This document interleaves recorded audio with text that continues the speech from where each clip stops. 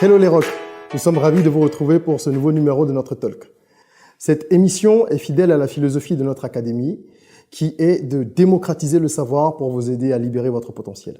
À la Rock Academy, nous encourageons chacun à rêver, oser et créer. Et lorsqu'on parle de rêve, il y a des métiers qui fascinent, qui suscitent beaucoup de fantasmes et donc logiquement qui attirent les jeunes à l'appel. Parmi ces métiers, celui d'artiste musicien. S'il est vrai que beaucoup s'essayent à la discipline, très peu parviennent à se faire une place et à durer. Le métier serait difficile, le milieu serait vicieux si l'on en croit ce que disent ceux qui le fréquentent, et il ne serait pas toujours aisé de pouvoir gagner sa vie en étant un artiste, en tout cas sur notre continent. Pourtant, certains parviennent à s'imposer avec finesse, justesse et intelligence. Comment font-ils? Quels sont leurs secrets? Quelle est leur approche? C'est ce que nous allons voir aujourd'hui avec un artiste bénino-camerounais qui a d'ailleurs récemment été finaliste du prix RFI Découverte en 2019. Nasty Nesta, bonjour. Bonjour. Cela fait maintenant 15 ans que vous faites de la musique. Vous êtes auteur, compositeur, interprète, producteur. Vous avez collaboré avec de nombreux artistes, parmi lesquels Masta Jazz, Sessima, Nicanor, Blaze, Fanico, Diamant Noir, Black Tea et plusieurs autres. On peut donc dire que vous avez une vue transversale, panoramique de l'univers artistique. En 15 ans, qu'est-ce qui a véritablement changé? En 15 ans, qu'est-ce qui a changé? Déjà, la manière de faire de la musique a changé. Aujourd'hui, c'est beaucoup plus facile de faire de la musique, c'est beaucoup plus facile d'installer un studio et de sortir un morceau qu'à l'époque où j'ai commencé, où il fallait graver un CD, aller composer chez tel, aller enregistrer dans un autre studio. Aujourd'hui, ça s'est vraiment démocratisé en fait. Tout le monde a quasiment son studio, donc c'est déjà plus facile de produire de la musique. C'est plus facile de distribuer de la musique aujourd'hui aussi. C'est plus facile de faire de la promotion. Mais je pense que dans cette facilité, il y a de la difficulté aussi parce qu'il y a plus de quantité et qu'il faut beaucoup plus travailler pour sortir du lot aujourd'hui. Oui, parce que ce ne sont pas les offres qui manquent, justement. Exactement. Pour se distinguer, il faut être singulier, avoir quelque chose de particulier. Exactement. Et puisque le gâteau est toujours le même, plus ou moins, et qu'il y a de moins en moins de parts, parce qu'il y a plus de monde, comment est-ce qu'on peut expliquer qu'il y ait un engouement sans cesse croissant pour la musique, surtout au niveau des jeunes, alors qu'il est paradoxalement assez difficile de gagner de l'argent. Quand je dis assez difficile, je parle de la rentabilité proportionnelle par rapport à ceux qui sont appelés, ceux qui sont élus sont très peu nombreux. Pourquoi alors il y a cet engouement-là qui est sans cesse croissant? Parce que déjà, comme vous disiez en introduction, la musique fait rêver déjà. Après, je pense qu'il y en a beaucoup qui entrent dans la musique par passion, parce qu'ils sentent la fibre. Et quand tu entres par passion, déjà, tu ne penses pas à l'argent. Okay. Mais il y en a beaucoup qui rentrent parce qu'ils voient des clips, ils voient une certaine imagerie et ils voient une certaine facilité qui est véhiculée dans toute cette imagerie-là. Ils veulent s'identifier un peu à ça. Donc voilà, et c'est notre époque qui veut ça. Nous sommes dans l'ère de l'image, donc ils s'imaginent que c'est facile d'y entrer et ils y entrent sans vraiment réfléchir, sans faire de stratégie, sans plan derrière en fait. Et c'est une fois dedans qu'ils se confrontent à la réalité de la chose en fait. Est-ce que vous pensez que l'hégémonie de l'afrobeat, et plus particulièrement si on parle de notre espace, l'hégémonie de la musique nigériane, musique urbaine, nigériane et ghanéenne en Afrique, et l'explosion de ces styles musicaux à l'échelle mondiale, est-ce que vous pensez que tout ça, ça contribue à cet engouement dont on parle? Clairement, parce que à l'époque, à quoi s'identifiait un jeune de chez moi par exemple? Il regardait un clip, il voyait des Américains, des Noirs américains, qui vendaient un lifestyle. Nous, notre génération, c'est ça qui nous a influencés, on va dire. Alors qu'aujourd'hui, il voit des Africains qui parlent les mêmes langues qu'eux, qui sont à quelques kilomètres de chez eux et qui vendent un lifestyle de fou dans une musique qui leur ressemble.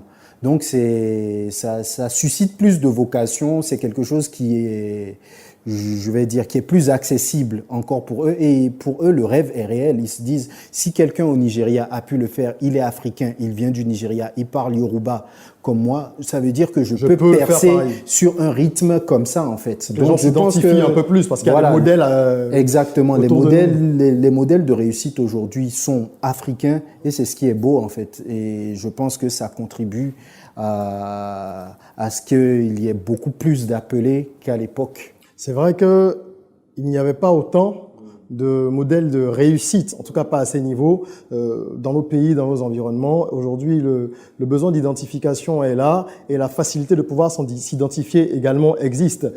Et ça amène également les artistes, en tout cas de mon point de vue, à être très prolifiques. C'est-à-dire qu'on essaye beaucoup de choses. Quand vous prenez des artistes nigérians qui sont donc des A-rated, comme on dit, donc des superstars, ce sont des gens qui sortent des morceaux tout le temps. Et les plus jeunes ont tendance à vouloir copier ça. Du coup, on a des artistes très prolifiques, mais on n'a pas forcément de la qualité. Alors, est-ce que c'est, encore une fois, l'époque, parce qu'on est en panne d'inspiration? Est-ce que c'est l'envie de gaver le public parce que tout va très vite? Et même sur les réseaux sociaux, on sait que l'information se consomme à une vitesse hallucinante. Mais dès que tu défiles, que tu as regardé une vidéo, que tu as lu un commentaire ou un post, 5 minutes après, c'est déjà obsolète. On t'encourage à produire du contenu tout le temps. Est-ce que ce n'est pas un risque justement de prioriser la quantité à la qualité? Bah, clairement, parce que déjà, la qualité reste dans le temps. Ok, et alors que la quantité passe. Et je pense que c'est symptomatique de notre époque, en fait. Ça correspond parfaitement à notre époque, ce qui est en train de se passer. Cette course à la qualité, cette course contre le temps, toujours. À la quantité. À la quantité plutôt. Toujours vouloir être dans l'actualité et tout. Ça correspond totalement à l'époque, aux réseaux sociaux. On veut toujours être à la page, toujours avec une dernière actualité, en fait. Donc, mais je pense que ça peut marcher pour certains, ouais. Mais en règle générale, je reste persuadé que c'est la qualité qui reste. Et même quand on regarde les Nigérians que vous citiez il y a quelques instants, qui sont au top, ils font de la qualité. Exactement. Ils font de la qualité, mais ils font de la qualité. Voilà, oui. Ils font de la quantité, mais ils font d'abord de la qualité. C'est ça. C'est ça. Et eux, ils font de la quantité parce qu'ils sont sur un marché qui exige ça. C'est ça. Pour en vivre de la musique aussi, quelque part, ils sont obligés de faire de la quantité. D'être présent. Avec le streaming, oui. Aujourd'hui, ils sont libres des maisons de disques. C'est eux qui créent leur richesse. Ils impriment le rythme, en fait. Voilà, c'est ça. Une fois que tu sors un morceau, tu sais que si tu as 100 000 écoutes, tu sais combien tu gagnes dessus. Donc, pour certains, c'est un peu ça. Pour d'autres, c'est juste occuper le marché. Et ils sont sur un marché nigérien qui est très concurrentiel. Exactement. Donc, ils sont obligés, ils sont dans cette course-là. Maintenant, par mimétisme, il y a beaucoup d'autres artistes qui font la même chose dans un marché francophone, ce qui n'a pas forcément de sens parce qu'on n'a pas de marché ou on n'a pas le même marché. Déjà, donc, tu ne vas pas faire le même nombre de vues que les Nigérians. Donc, tu ne vas pas gagner la même chose. Autant qu'eux. Et donc, parce qu'ils réinvestissent, en fait. Exactement. Donc, ça fait que le calcul est faussé. Ouais. Donc, je pense que tout ça, c'est un manque de connaissances et un manque de culture. C'est dû à un manque de connaissances, un manque de culture ou un manque de vision, carrément. Je rebondis là-dessus, justement, sur le manque de culture, le manque d'information de nos artistes, aspirants artistes, jeunes artistes, et parfois même artistes confirmés, ça arrive, en tout cas qui ont été confirmés à un moment donné. Ce manque d'information, il est dû peut-être aussi au fait qu'il n'y ait pas suffisamment de creuset pour partager, pour échanger et pour informer, n'est-ce pas? C'est vrai que par essence, la musique urbaine s'apprend, je dirais entre guillemets, sur le tas. La musique, c'est quelque chose qu'on fait parce qu'on ressent à un moment qu'on a soit un don, un talent ou une passion et qu'on va développer. On ne va pas forcément au conservatoire pour apprendre, mais il y a quand même derrière un suivi qui doit être fait. Et dans nos pays, dans nos environnements, est-ce qu'il y a les outils nécessaires, les outils qui permettent à un artiste de se mettre à jour, d'être informé et de stratégiquement en fait mener sa carrière? Alors, je répondrai oui et non. Enfin, oui, parce que de base, si on veut se former aujourd'hui grâce à Internet, oui. On peut se former sur tout. Maintenant, plus localement, dans nos pays, il y a des formations qui se tiennent Mais je pense que les acteurs ne sont pas assez concernés, ne se sentent pas assez concernés par ces formations. Parce que la musique urbaine a évolué au fil des années. Aujourd'hui, nous avons des gens qui font des études sur la musique urbaine, des gens qui ont systématisé la musique urbaine et qui arrivent à prendre en compte les 30 dernières années, l'évolution de la musique urbaine, ce que ça a donné et qui peuvent documenter ça en fait. Donc, ou des personnes ressources qui peuvent donner des conseils, des avis. Donc, je pense que le point est qu'il faut que les artistes ou les acteurs aillent se documenter, aillent se former, fassent la démarche d'aller se former et qu'il faut plus de formations, des formations plus précises sur, par exemple, des métiers de l'industrie musicale. Parce que aujourd'hui, ce qu'on remarque dans l'industrie musicale, c'est que, je vais prendre l'exemple d'un manager. Un manager est à la fois tourneur, à la fois directeur artistique, à la fois il fait tout, quoi. Confident, c'est ça. à la fois, il occupe tous les postes pour l'artiste. Et il fait tout un peu à moitié. C'est ça. Et le jour où il est plus là, en fait, l'artiste est perdu.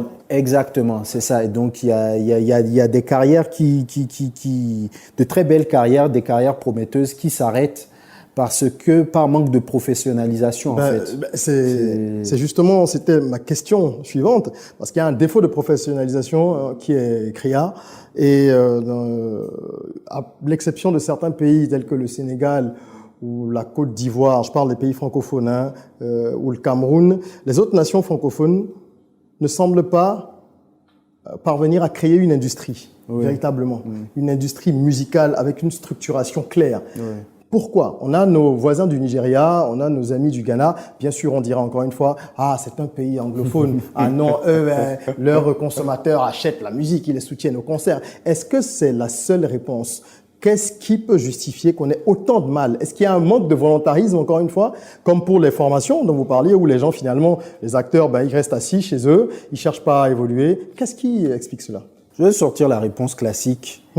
Et la réponse bis. La réponse classique. La classique, c'est la facile. Non, c'est pas la facile, mais c'est la réelle. Il faut une volonté politique d'abord pour le secteur musical et culturel. Tant que la volonté politique ne va pas soutenir ce créneau, il y aura du mal en fait, parce que je pense qu'il y a des acteurs qui tentent des choses, chacun à son petit niveau, à leur petit niveau, qui tentent des choses, mais ces choses doivent être appuyées par une volonté politique. Le message doit être porté plus haut, là où on prend des décisions politiques en fait, pour pouvoir imposer par exemple des quotas d'artistes locaux dans les playlists, par exemple dans les playlists de toutes les radios.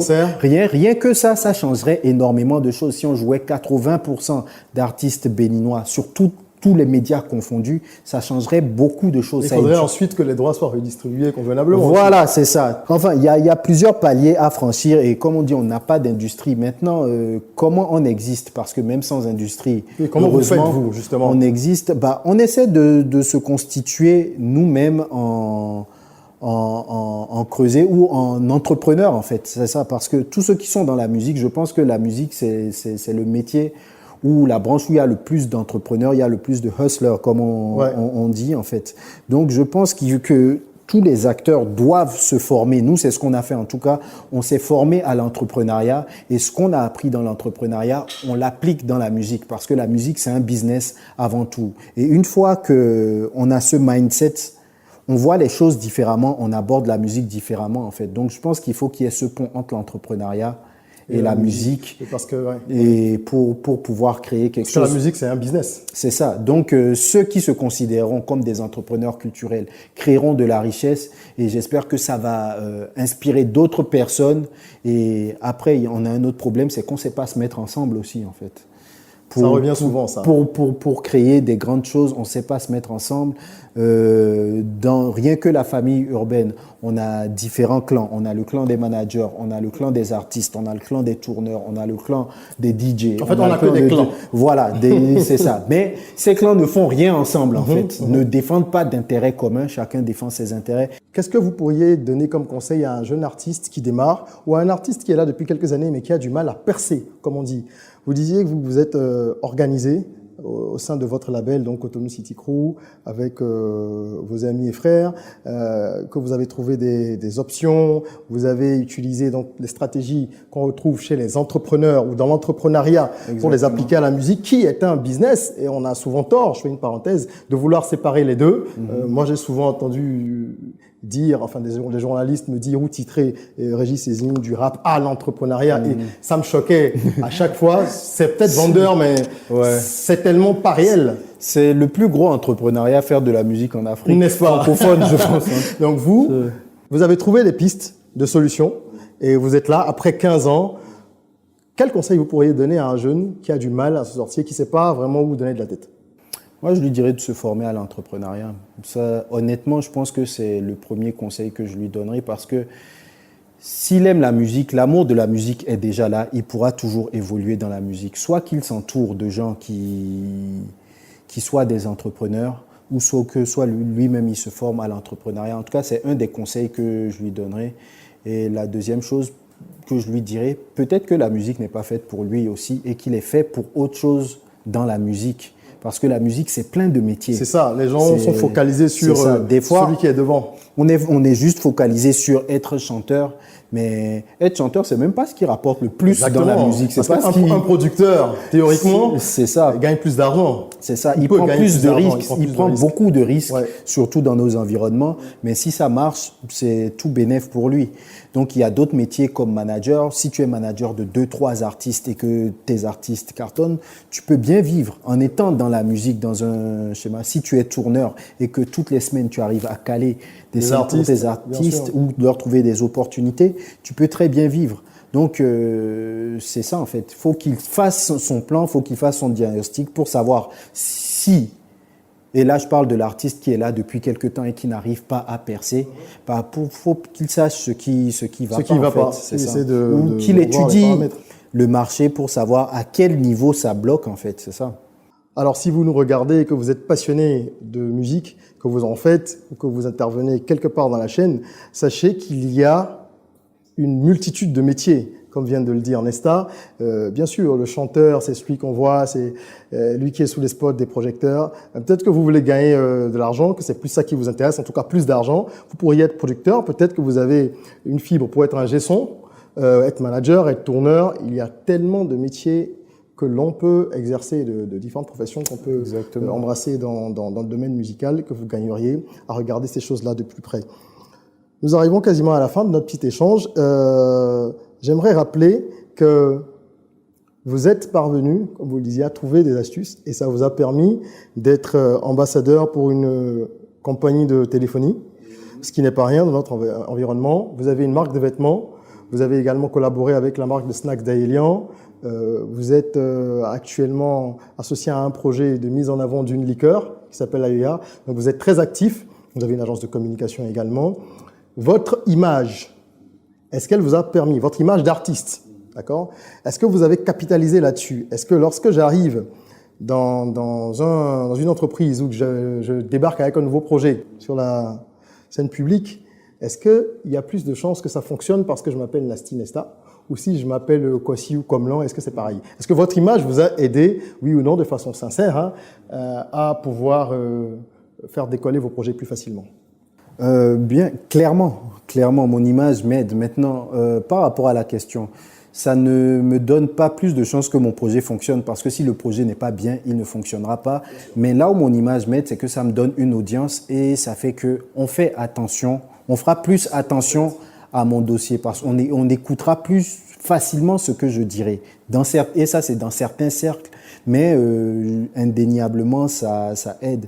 Et c'est pour ça que je continue à travailler autant ma musique que mon image, en fait. Et ça, je pense qu'il y a beaucoup d'artistes qui devraient se former à ça ou se concentrer sur ça, en fait, à travailler au développement de leur image, parce que c'est ce qui reste quand on enlève la musique. Bien sûr. Si tu passes à la télé, qu'on met mute là, il restera juste ton image en fait. C'est et la perception que les gens ont de toi. Donc c'est un vrai travail et je pense que c'est un vrai créneau que doivent embrasser les artistes pour traverser le temps et même se reconvertir après la musique s'ils comptent arrêter un jour la musique.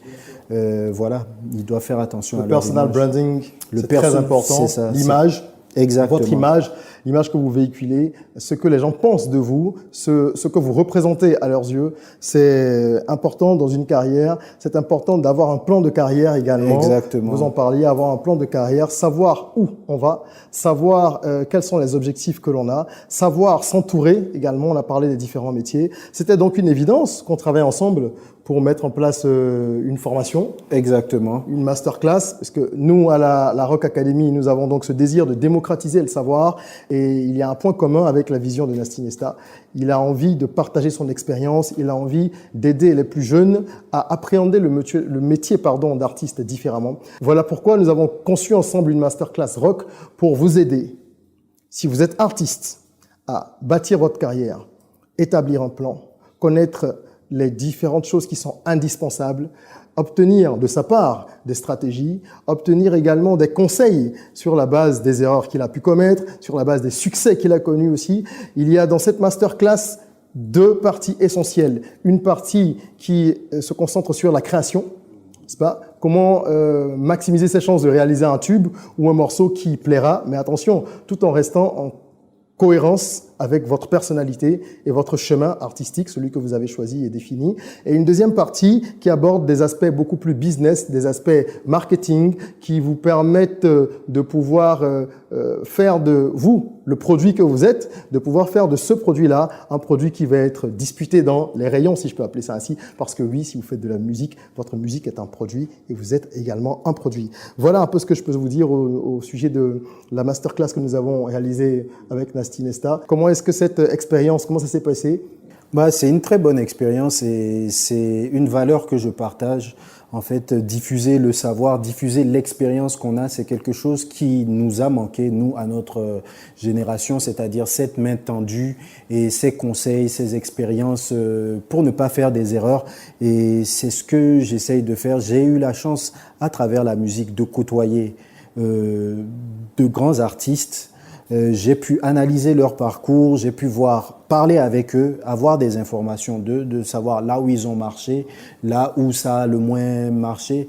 Et c'est ces expériences-là que j'aimerais, à travers ce canal, partager avec ceux qui ont envie d'être artistes, ceux qui ont envie d'épouser un métier dans le milieu artistique, ou ceux qui sont déjà artistes et qui ont envie de se perfectionner ou qui ont envie d'acquérir de l'expérience supplémentaire. Donc, pour moi, ça fait du sens que de partager.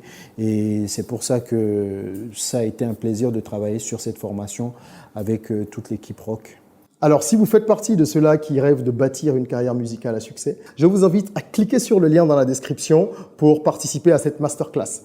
Vous accéderez à un ensemble de vidéos chapitrées, c'est-à-dire que chaque vidéo correspond à une leçon. Et vous aurez le loisir de suivre ces vidéos à votre rythme, depuis votre ordinateur, depuis votre téléphone. Il n'y a pas de contrainte de temps. Vous êtes le seul maître à bord une fois que vous avez validé votre inscription et que vous accédez à ces vidéos. Vous les suivez vraiment à votre rythme. Vous avez également la possibilité de participer à notre communauté thématique et nous vous encourageons à le faire.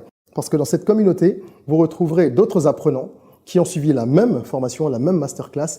Et avec ces autres apprenants, vous pourrez échanger, évoquer vos préoccupations, soumettre vos travaux, pourquoi pas, pour avoir des feedbacks. Parce que notre système à l'Académie Rock est basé sur l'auto-évaluation et l'inter-évaluation. Nous avons la conviction à la Rock Academy que l'éducation conventionnelle doit être accompagnée par une forme d'enseignement plus flexible, plus pragmatique. Voilà un peu pourquoi nous avons mis en place cette plateforme avec les différents avantages que je viens de citer. Nasty Nesta, quelque chose à ajouter? C'est très important de se former, c'est très important de se professionnaliser et je pense qu'aujourd'hui, grâce à Internet, nous avons tous les moyens. Donc, il n'y a plus d'excuses pour ne pas maîtriser un métier dans lequel on est.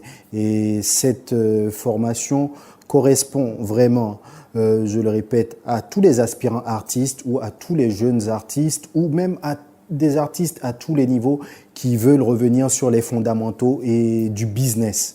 Donc, je vous invite vraiment à vous inscrire massivement. Merci de nous avoir suivis. N'oubliez pas de vous abonner à notre chaîne YouTube ou à nos pages sur les réseaux sociaux et rejoignez-nous sur www.academyrock.com. En attendant qu'on se retrouve très bientôt, n'oubliez pas de prendre soin de vous, de votre corps et surtout de votre mental. Soyons rock.